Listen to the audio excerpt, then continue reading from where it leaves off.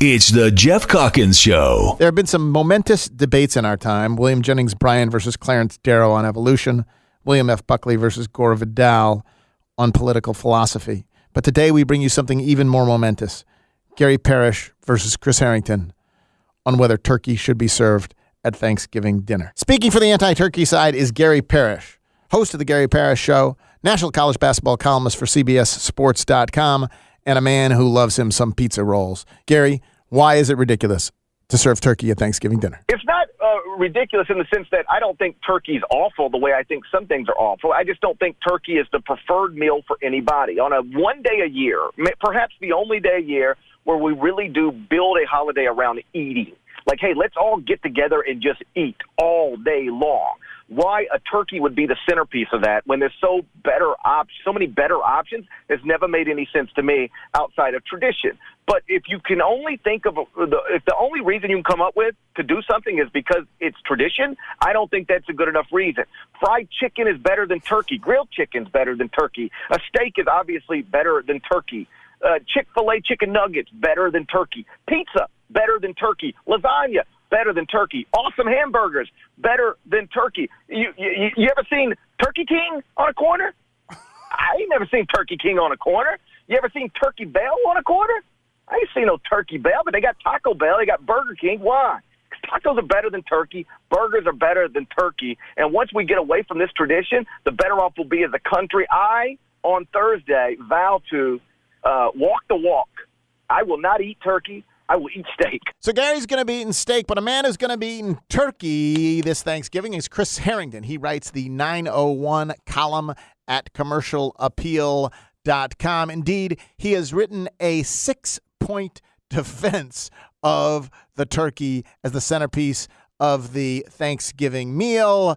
Chris, welcome, and let's go through them. 1, tradition is not a 4-letter word. Yeah, I mean, I don't base all of my argument on the idea of tradition, but I think some tradition is good. We're at a time in our country's history where our institutions are in peril, right? So let's preserve some degree of of tradition and institution, at least at the dining room table. And so don't make Thanksgiving just some random Sunday where people are watching football and eating pizza. Like make it the turkey is part of the traditional part of Thanksgiving, and I think those traditions are worth preserving. That is not the only reason you should have the Thanksgiving turkey, but that is a reason. Let's go to number 2. Aesthetics matter.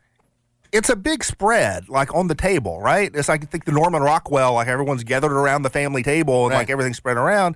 And the turkey is sort of a visual centerpiece. It makes your table more Instagram worthy than here's a plate of steaks, right?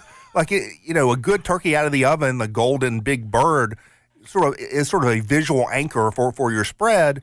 And so, I mean, that's the aesthetics part of it. The other part of it is if it's roasted all day in your oven, it helps your kitchen smell good. And so it gives you sort of that, it sort of hits multiple senses. Okay, number 3, brine your bird. Yeah, well, I mean, this is sort of key is you have to cook it well. I acknowledge it is harder to cook a turkey well than other things, but you could ruin a steak too, right? Some people don't think so, but if you overcook your steak, it's not good either. And so the turkey is complicated, but I think it's important to brine it. You get more flavor, more tenderness that way. I linked to an Alton Brown guide, which we sort of use and I think works well.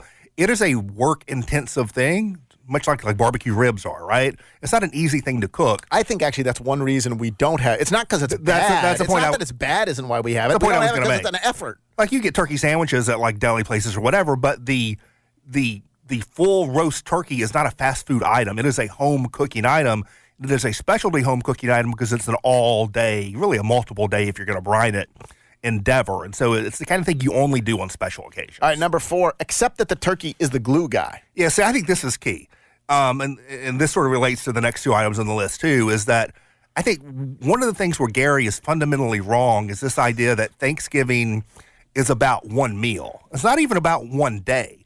Thanksgiving is a 4-day weekend, and the Thanksgiving turkey has roles to play throughout the weekend. It provides sustenance and nourishment throughout the 3 or 4 day span. And so in terms of the meal itself, it's the visual centerpiece, but once people start eating, you're right. People care about the yams and the mashed potatoes and gravy and the dressing and all that more than the turkey. But that's not a bug. It enables all those things. If you had a pizza in the middle there, you wouldn't have yams and dressing or stuffing or whatever. I you use call the basketball analogy. Like, it may come out last in the announcement line at the beginning of the game, but once the game starts, it's setting picks. It's letting yams and mashed potatoes put numbers on the board, and so it's the glue guy during the meal. It's the guy. It allows the other things to shine, and then once they're out of the way, it sort of takes on. That gets us to number 5, the Friday or Thursday night sandwich. That's one of the great things about Thanksgiving is the turkey sandwich you make from the leftovers, either later that night when you're watching a game or a movie, or the next day for lunch. The fact that the turkey leaves a lot of leftovers is one of the good things about the Thanksgiving turkey. Gary cites it as one of the evidences that it's no good, that people don't eat the whole thing. There's a lot left over. That's the point. You're thinking of Thanksgiving as one meal. I'm thinking of Thanksgiving as 4 days. Okay. And this gets us to the end of the end of the 4 days, which is number 6 on your 6-point defense of the turkey, the weekend soup or gumbo. If you're making a whole turkey, roasting a whole turkey at home, don't throw your carcass away. Don't waste your carcass. Make stock. Make fresh stock with your carcass. Soup, gumbo, stuff like that is only as good as the stock. You have to make fresh stock, and you have it sitting right there to use. Easy peasy, right? And so I make a gumbo. I do a turkey andouille sausage gumbo. If you don't want to spend an hour. Where do you get the recipe for that? Where's that? I included a recipe. That's an Emerald recipe. That's not exactly what I do, but it's close enough. If you don't want to spend an hour stirring the roux, which you sort of have to do, you can just make a basic turkey rice soup, which as long as you have fresh stock, it's going to be great. But you have your soup. You have your sandwiches for the next day. You have your soup or gumbo for the weekend. And the other thing is that in terms of the turkey itself on Thanksgiving Day, yes, the breast tends to be dry. It's the same on a chicken, actually. It's just like a chicken, but bigger. The best parts is not the breast. The best part is the wings and the thighs, right? So focus on that Thanksgiving Day. And then the breast meat that tends to be a little drier, use that for sandwiches and use it in your soup and gumbo, because then it won't matter at all. Thus endeth our spirited debate. You may cast your own vote on your own tables Thursday. And please join us, in a few weeks or so, when we will take up that contentious issue, white Christmas lights or multicolored Christmas lights. The Geoff Calkins Show, weekdays 9 a.m. till 11 a.m. This is 92.9 FM, ESPN.